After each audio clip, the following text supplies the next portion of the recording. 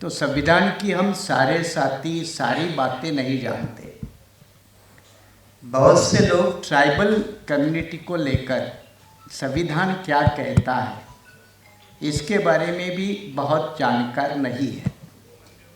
संविधान की 5वीं और 6ठी सूची 5th and 6th शेड्यूल ये क्या है, इसमें क्या मार्गदर्शन है, स्टेट को क्या करना चाहिए, स्टेट क्या करता है, इसके बारे में भी ज़्यादा जानकारी नहीं है। क्योंकि हम आदिवासी के संबंधित मामलों में अपने डिस्कशन में आमतौर पर लाते नहीं, ये भी हमारी एक कमी रही है। और इस कमी को ध्यान में रखकर एक सेशन आदिवासी विषयों को डेडिकेट हुआ है। मैं 2-4 मुद्दे आपके सामने रखूंगा जो ट्राइबल संबंधित मामले से है। नंबर 1, आदिवासी असल में यहाँ का ओरिजिनल रेसिडेंट है, इसका नाम ही आदि है, आदिवासी इंडिजीनियस है, लेकिन भारत सरकार उसको इंडिजीनियस नहीं मानती। आज तक भारत सरकार का कंसिस्टेंटली दुनिया के जितने भी फोरम हैं उसके ऊपर यह स्टैंड रहा कि भारत में कोई आदिवासी नहीं है, कोई इंडिजीनियस नहीं है। सरकार किसी की भी हो, 1951 से लेकर आज तक की सरकारें का यही स्टैंड है। थोड़ा बहुत इसमें सुधार आया। 5 जनवरी 2011 में सुप्रीम कोर्ट का एक जजमेंट आया और उस जजमेंट में 2 जजेस, एक उसमें मार्कंडेय काटजू, शायद उनको भी हम इनवाइट करने वाले थे आज के लिए लेकिन नहीं हो पाया, तो मार्कंडेय काटजू और ज्ञानसुधा मिश्रा, ये 2 जजों ने एक जजमेंट देते वक्त कहा कि यहाँ का आदिवासी है वो असली मूल निवासी है, वो इंडिजिनियस क्लास है। इसके बावजूद वर्तमान भारत की सरकार आदिवासी को आदिवासी नहीं मानती। मुसलमानों के साथ ये दिक्कत नहीं, उनको मुसलमान मानती तो है, आदिवासी को आदिवासी नहीं मानती। आदिवासी का अलग डी क्लास किया जाता है कि जो जंगल में रहता है वो आदिवासी, और इसीलिए आरएसएस बीजेपी की उनके लिए टर्मिनोलॉजी है वो वनवासी, और इसलिए आरएसएस की वनवासी कल्याण आश्रम के माध्यम से आदिवासियों में बड़े पैमाने में आदिवासी का हिंदूकरण की बात होती है। ये मुद्दा बहुत ज़रूरी है और ये बहुजन समाज के तबकों को समझना ज़रूरी है। आदिवासी का कोई लीगली धर्म नहीं है, उसको निसर्ग पूजक कहा जाता है। ये निसर्ग की पूजा करने वाले लोग हैं, इसलिए उनका कोई धर्म नहीं है। लेकिन पिछले 50 साल से आदिवासी के सामने जानबूझकर हिंदूकरण, हिंदू हिंदू लिखने का एक राष्ट्रीय कार्यक्रम चला है। चाहे मामला जनगणना का हो, चाहे इवन बर्थ सर्टिफिकेट या इवन हॉस्पिटल में एडमिशन होता है तो अगर दाढ़ी वाला आदमी नहीं है तो वो हिंदू है, ये समझकर लिखा जाता है। तो आदिवासी के साथ ये जबरदस्ती है, उसका जबरदस्ती से हिंदूकरण किया जा रहा है। अब उस हिंदूकरण को बढ़ावा देने के लिए जो मुसलमान के साथ जुड़ा हुआ एक मुद्दा है वो आदिवासी के साथ जुड़ा है। मुसलमानों के साथ कौन सा मुद्दा जुड़ा है या क्रिश्चियन के साथ कौन सा जुड़ा है, वो है धर्म परिवर्तन कानून को बंदी या कानूनी बंदी। वर्तमान सरकार की ये नीति रही है कि लगभग 10 से 11 राज्यों में कन्वर्जन को इस सरकार ने पाबंदी लगाई, वर्तमान केंद्र की सरकार ने पाबंदी लगाई है।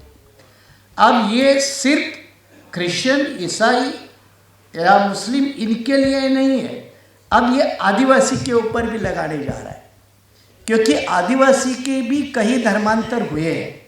कई आदिवासी क्रिश्चियन बने हैं, कई आदिवासी मुस्लिम बने हैं, और इसलिए आप जानते हैं कि लक्षद्वीप से चुनकर जाने वाले पीएम शहीद साहब जो स्पीकर रहे काफ़ी लंबे समय तक लोकसभा के, he was by birth tribal, आदिवासी थे।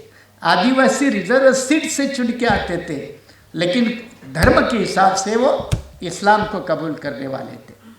अब वर्तमान सरकार की ये नीति है कि अगर कोई आदिवासी इस्लाम, ईसाई या और कोई रिलीजन अपनाएगा तो वो आदिवासी नहीं रहेगा। ये बहुत बड़ा गंभीर और चैलेंजेबल इशू है। एक तो इससे क्या होता है, उसके ऊपर अपने आप एंटी कन्वर्जन लॉ लागू होता है, धर्मांतर बंदी का कानून अपने आप उसके ऊपर लागू होता है। दूसरी बात, उसको हिंदूकरण के फोल्ड में रखना है ताकि वो बाहर ना जा सके। और तीसरी बात, ये बड़ी गंभीर वाली बात है कि आज जो देश की आदिवासी जनसंख्या है वो 8.6 है 2011 के सेंसस के मुताबिक 8.6, और आदिवासी बाहुल पूरे देश के लगभग 8 या 9 स्टेट्स है। नॉर्थ ईस्टर्न का आदिवासी अलग है और राजस्थान, महाराष्ट्र, गुजरात ये बॉर्डर का आदिवासी अलग है। और इसीलिए इन आदिवासी का बिखराव करने के लिए बीजेपी क्या करने जा रही है, बीजेपी आदिवासी के लिए डीलिस्टिंग पॉलिसी लाने वाली है। डीलिस्टिंग, हालांकि अभी तक ये पॉलिसी नहीं आई है, लेकिन वो बीजेपी का एजेंडा है।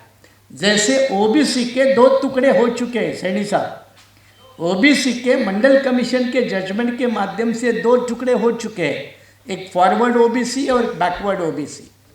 अब ओबीसी के और 4 टुकड़े करने हैं केंद्र सरकार को, इसलिए रोहिणी कमीशन है, तो आदिवासी के और टुकड़े हो जाएंगे।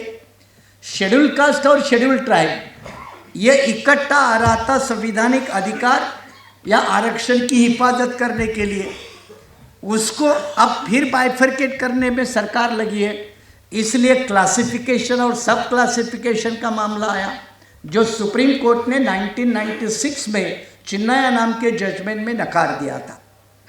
अब उसको सुप्रीम कोर्ट ने अभी अगस्त 2024 में उसको रेटिफाई किया, क्योंकि वो केंद्र सरकार की पॉलिसी है, वर्तमान बीजेपी सरकार की वो पॉलिसी है।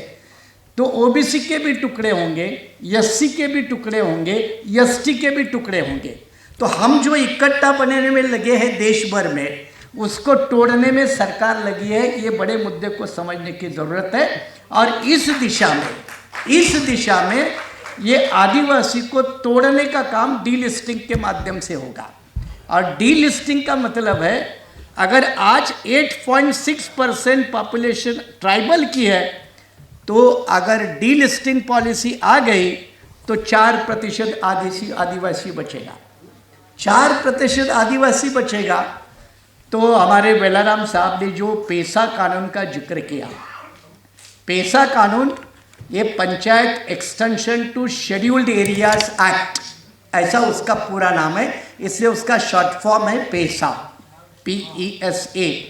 ये पेसा कानून की विशेषता ये है कि ये आदिवासी कम्युनिटी का एक अधिकारों का चार्टर है, स्वयं शासन बोलते हैं। वहाँ के नेचुरल रिसोर्सेस को यूज़ करने के लिए वहाँ की लोकल बॉडी, यानी ये ग्राम सभा, जैसे ग्राम पंचायत बोलते हैं वैसे ग्राम सभा, इनके विशेष अधिकार है। ये अधिकार कानून तो बनाया 1996 में, लेकिन मैं महाराष्ट्र की बात बताता हूँ। कानून बनाया 1996 में, और कानून के अंदर वो कानून इम्प्लीमेंट करने के लिए रूल लाए 2014 में। कितने साल गए? तो एक तरफ भारतीय संविधान ने जो 5वीं और 6ठी सूची दी है, उसका पालन आज तक किसी भी प्रदेश और किसी भी देश के सरकार ने नहीं किया। यह आदिवासी के साथ बड़ा धोखा है।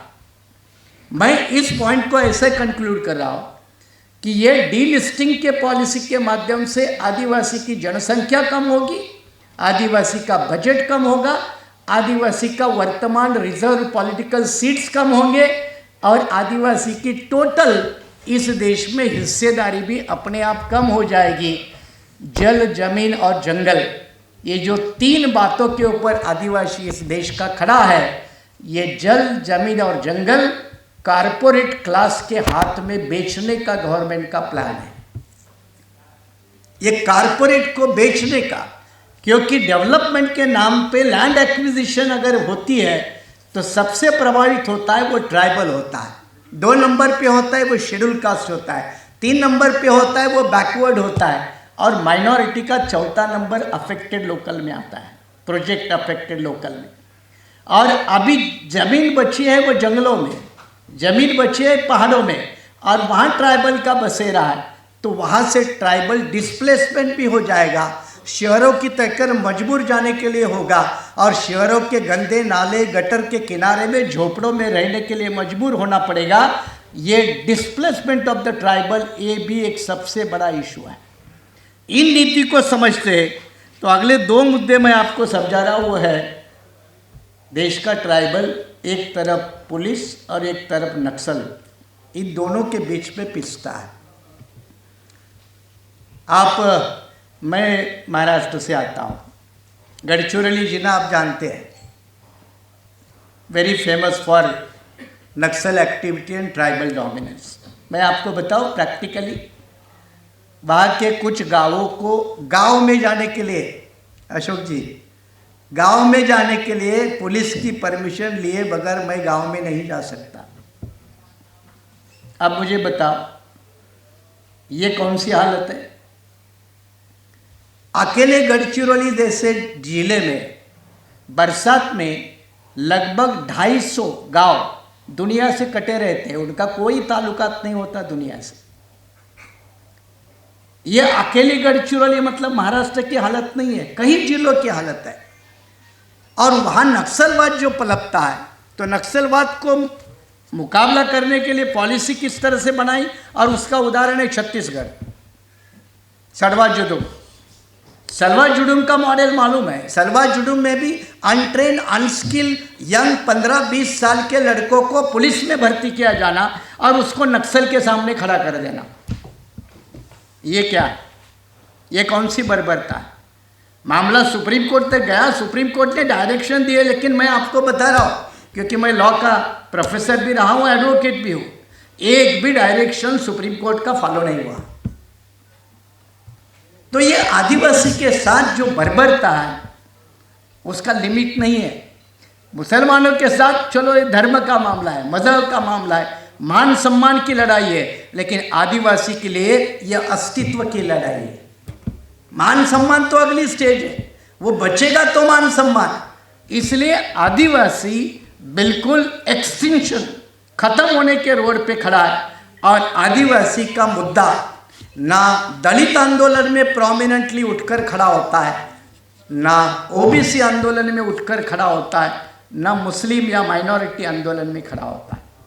और हमारी ये सबकी तरफ से कोशिश होनी चाहिए कि पिटे पिटाई तो शरीफ सभी है, कोई 50 साल से पीटा है, कोई 500 साल से पीटा है, कोई 5000 साल वाला पीटने का रिकॉर्ड बनाने वाला है। तो ये सारे पीटने वाले जब एक इकट्ठे होंगे तो जो पीटता है उसके साले की जमकर पिटाई करेंगे।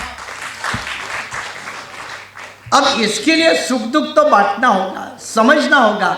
और इसीलिए Bharatiya Bahujan alliance, Muslim personal law board, Sikh personal law board, इनकी ये कोशिश रही है कि इसके पहले हम अलग अलग इकट्ठे, ओबीसी अपना देखता है, एससी अपना देखता है, एसटी अपना देखता है, तो फुले शाहू अम्बेडकर की ये मूवमेंट है ही नहीं। फुले शाहू अम्बेडकर की मूवमेंट ये सारे शोषितों की है, अकलियतों की है। और ये अकलियत एक साथ एक मंच पे आकर मुद्दहिद होकर अगर अपने हक और हकूक़ की लड़ाई लड़ेंगे तो हम ज़रूर जीतेंगे। इस दिशा में ये कोशिश, और इस कोशिश में ये वर्कशॉप पहली पहल, मैंने कहा कि अगले 3 वर्कशॉप है और फिर महाराष्ट्र के देश के कोने कोने में ये वर्कशॉप होने जा रहे हैं। उसी की एक कड़ी आज आपके सामने है। कम समय में मैंने अपनी बातें रखी है, आपने शांति से सुना, शुक्रिया।